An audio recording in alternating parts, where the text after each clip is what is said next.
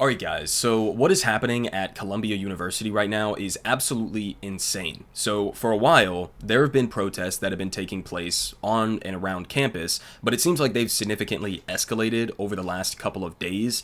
And so here I have a video of some of the students on campus who have been, protesting. Here they're chanting, over 30,000 dead, Columbia, you're painted red. Obviously they're calling for a ceasefire. Some people are calling for Columbia to divest from any sort of relationship with Israel, and so this is just one video, but not only have they been going out and protesting like this, but they actually just recently set up basically a sit-in protest on a lawn that I guess is on campus, where they put up tents and they're trying to occupy it, right?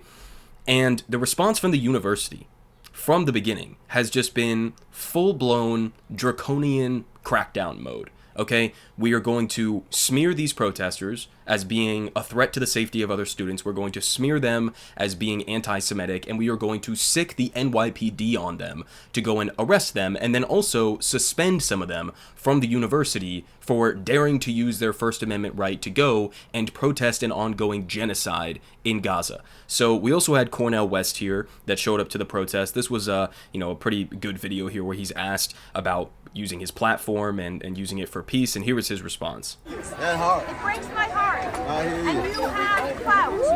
Please use it for peace. And justice.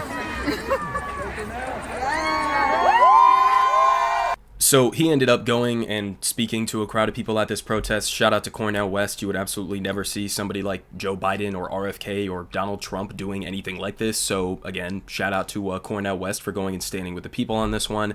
We also had this video. Now this is the NYPD, as you can see here, sort of swarming in to this entirely peaceful protest of students, overwhelmingly, who are occupying this lawn here at Columbia University. And the details, again, of how the decision was made to go and send the NYPD to arrest these students is pretty wild. I'm going to read you guys what the university president had to say about all of this here in a second, but it looks like these mass arrests that were going on are not only ridiculous, but also totally ineffective. So here was a take that we had here from Maryam. She says, "I have never seen anything like this happen before at Columbia. There is no fear left among the students. Organizers were arrested en masse, and when I got out of jail, I was told that students occupied another lawn on their own. Hundreds are willing to risk arrest. I'm so filled with hope." So it looks like they're being relentless. I mean, you can see, from this video, this is what it looked like after the initial round of mass arrests took place. So clearly, they're not fucking giving in, and that's a good thing, right? I mean, again, the stakes couldn't possibly be higher, right? There doesn't seem like there could possibly be a better justification, a better cause than trying to protest against a genocide. So, fully agree and stand with all of these students who are going out and doing this.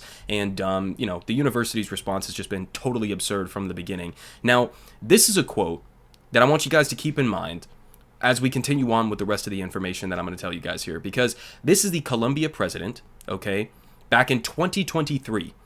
She said, "The point of university is to be intellectually challenged and to confront with difference. Universities must teach people to have difficult conversations. Must teach people to have difficult conversations." I fully agree with this.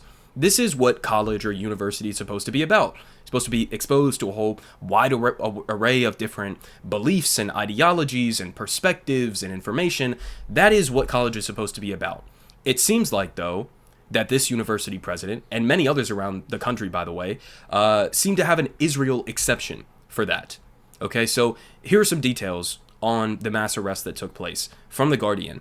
Among the people who was arrested, it was actually Ilhan Omar's daughter, who was amongst over 100 that were arrested at these protests. So they say Isra Hirsi, the daughter of Minnesota Democratic Representative Ilhan Omar, was among more than 100 protesters arrested on Thursday on Columbia University's campus in New York City as police were called in to break up those who pitched tents to stage a pro-Palestinian protest. Tensions boiled over on Thursday as the NYPD arrived at the center of campus in uptown Manhattan and began dismantling the students' protests over Israel's war on Gaza at the direction of the school's president. Again, at the direction of the school's president. This was not an instance where the NYPD saw some protest and thought it was a threat to peace and security in the city or whatever the fuck. This was the university president sicking the cops on her own students. They say hundreds of students had pitched tents and camped out starting early morning on Wednesday, demanding a ceasefire and for the university to financially divest from Israel. They say Nurmat Minosh Shafiq, sorry if I'm mispronouncing it, but this is the university president, who a day earlier came under fire from Republicans at a House of Representatives committee hearing on anti-Semitism on campus, said that she had authorized police to clear an encampment of dozens of tents set up by protesters on Wednesday morning. And I'm going to show you guys a clip here of Ilhan Omar questioning this university president about all of this. Totally insane. I'm also going to show you guys a quote from one of the questions that was asked by a Republican, which is extremely alarming, but we'll get to that here in a second.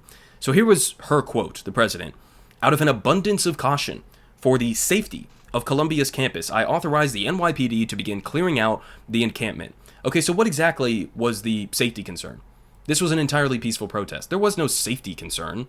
Okay, this was just her choosing to go and have the NYPD arrest entirely nonviolent student protesters who are protesting against a genocide.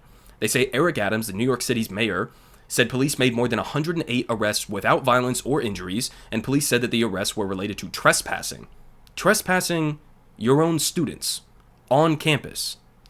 Columbia said that it had started to suspend students who had participated in the tent encampment, considered an unauthorized protest, right? That's my favorite kind of protest, is the fully authorized protest, right?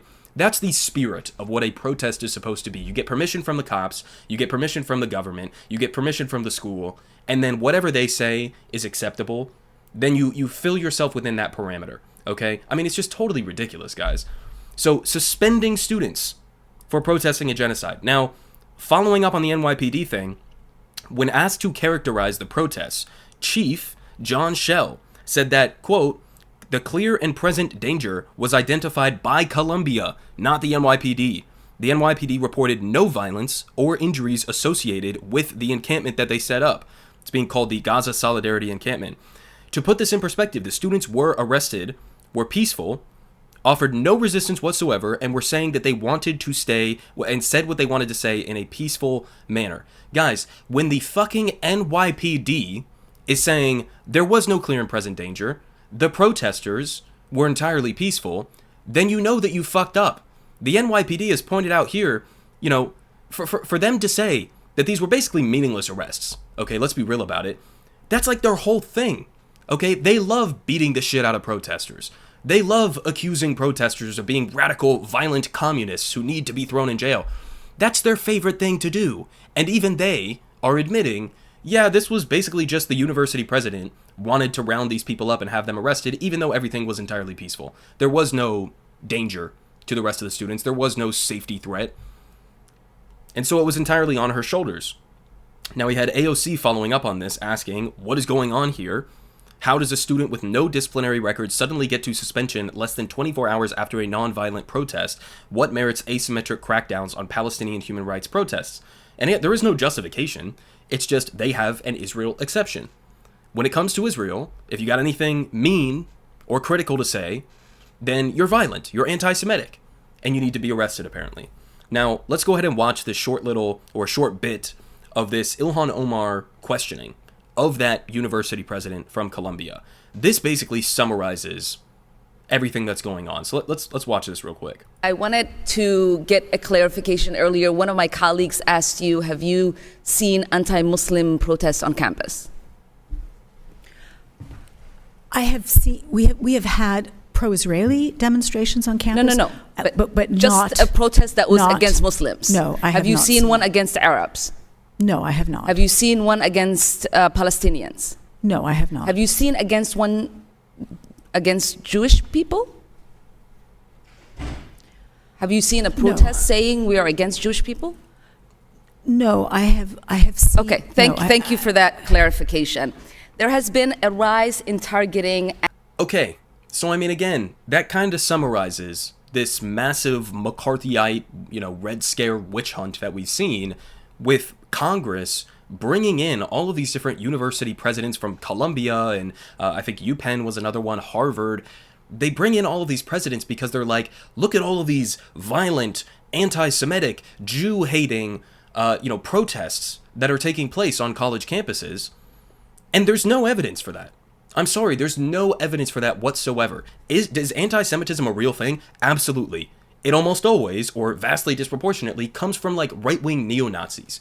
Not from the left, not from people who are preaching about Palestinian human rights, or who are in favor of a ceasefire, or who want Palestine to be liberated from apartheid and occupation and ethnic cleansing. Those are not anti-Semitic protesters, but we've had this massive witch hunt that has taken place to try to crack down on free speech when it comes to criticizing Israel. So where the fuck are all of the conservatives, these free speech warriors, free speech absolutists? I mean, this was like one of the core issues for conservatives over the last 5 years or so, is all of these universities are filled with radical leftists who won't allow conservatives to exist on campus. They won't allow Ben Shapiro to go to this campus event or whatever. This was like one of your biggest issues. Where are you now? Because it's Republicans, it's the right, along with many Democrats, to be sure, but it's the right that is leading this McCarthyite witch hunt to smear anybody who is even calling for a ceasefire on a college campus as wanting to like genocide the Jews. Throughout the last 6 months, I have literally not once seen an example of any of these college protests that have been taking place actually including genocidal chants or anti-Semitic chants. They're just conflating. They are lying about the conflation between criticizing Israel and criticizing Jewish people or Judaism as a religion. That's what they're doing. From the river to the sea, Palestine will be free. No matter how much you clarify it and say that it's about an end to apartheid, an end to occupation, an end to ethnic cleansing, an end to genocide, we're still going to smear you and insist that no, it actually means you just want to kill all the Jews, right?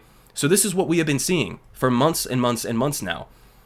Meanwhile, what are the Republicans asking at some of these hearings that have been taking place? This is, guys, this is a real thing that was asked by a Republican. Rick Allen, Republican from my home state of Georgia, unfortunately. And he was asking this university president, Shafiq, are you familiar with Genesis 12:3? It was a covenant that God made with Abraham. If you bless Israel, I will bless you. If you curse Israel, I will curse you. Do you consider that to be a serious issue? I mean, do you want Columbia University to be cursed by God? I'm sorry. What the fuck are we doing? What the fuck are we doing? We have elected members of Congress who are bringing up biblical curses to try to justify cracking down on free speech of students. Biblical curses. Do you want Columbia University to be cursed by God for daring to be critical of Israel?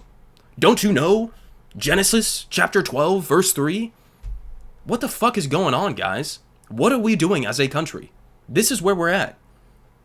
I mean, that's honestly terrifying, guys. The amount of Christian Zionists in this country, who are, by the way, the most fervent supporters of Israel. It's not even Jewish Americans that are the most pro-Israel in this country. It's Christian Zionists, many of whom, by the way, support Israel so aggressively because of religious bullshit like this. Because they believe that Israel has to exist in this place to bring about the end times.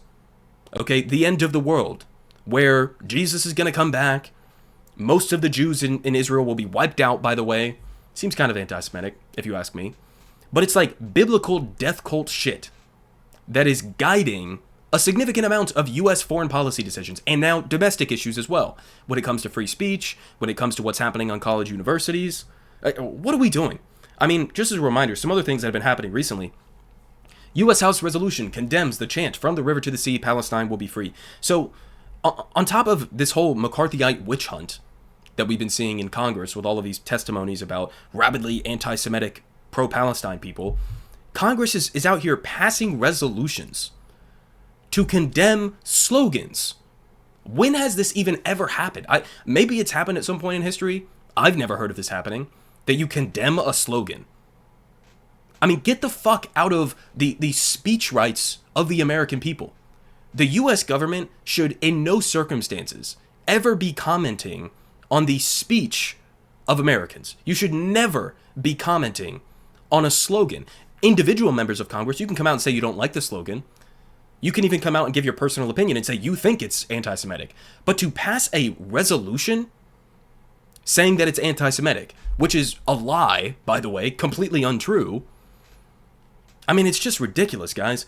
Not to mention the fact, and I brought this up before, but, you know, one of the main reasons people say this is anti-Semitic is because it's linked to one of the earlier Hamas charters, right? And Hamas, they say, is anti-Semitic, and so therefore you use this slogan, you are referencing what Hamas believes, you believe everything Hamas does, and you want to genocide the Jews, right? That's the argument that they're making. And it's interesting because they never bring up the fact that in the Likud party platform, in one of their early charters, going back to the 1980s, I believe, which is the power that's in the party that's in power inside of Israel right now under Netanyahu, in their charter, they said essentially the same exact thing. They said, you know, from the Jordan River to the Mediterranean, we will have Israeli sovereignty. Okay? So not only do they also have that kind of a chant or slogan or whatever you want to call it, but they actually also have the power to implement that, to implement a Jewish ethno-state from the river to the sea, which is exactly what they're doing right now. We're witnessing an ongoing genocide in Gaza, where a vast majority of the population has been displaced, where people are starving to death, where they have completely obliterated the civilian infrastructure in Gaza over the last 6 months. 15,000 children killed. 2/3 of the people they've killed have been women and children. They've attacked all of the civilian infrastructure, hospitals, UN shelters, refugee camps, mosques, churches, schools, everything, to make life uninhabitable in Gaza. What is that other than a genocide? What's happening in the West Bank? What is that other than an ethnic cleansing? Where you have Israeli settler pogroms that have been going on over the last couple of weeks. Where you have the Israeli government officially approving some of the largest land grabs in recent history. Thousands and thousands of new settlement projects being approved. That is an ethnic cleansing. And so even as they're condemning this fucking chant as being anti-Semitic because, it means you want to wipe out Israel from the river to the sea, Israel is actually doing that to the Palestinians. As you're condemning this slogan, they're actually implementing this in the reverse, right? So, I mean, it's so deeply ironic and disturbing, man. House votes to censure Rashida Tlaib, of course, for using the same phrase. We all know that. And, of course, I mentioned the other day why USC canceled its pro-Palestinian valedictorian. They prevented her from giving a speech. So, I mean, listen, guys, again, that USC valedictorian who was canceled, they also did it under the guise of, safety concerns. So this is what's happening in the United States right now. We have a full-blown Red Scare 2.0 McCarthyite witch hunt going on of anybody who is critical of Israel. We have university presidents who are having their own students arrested, entirely non-violent, peaceful protests being broken up by the NYPD. We have valedictorian speeches getting canceled. And meanwhile, we have a government that is focused on condemning slogans as anti-Semitic, as they continue to ship billions of dollars in weapons to a country that's in the midst of committing a genocide and an ethnic cleansing. This is where we're at right now, guys. Incredibly disturbing. Politic guy has the best politic. Believe me, no one does it like him.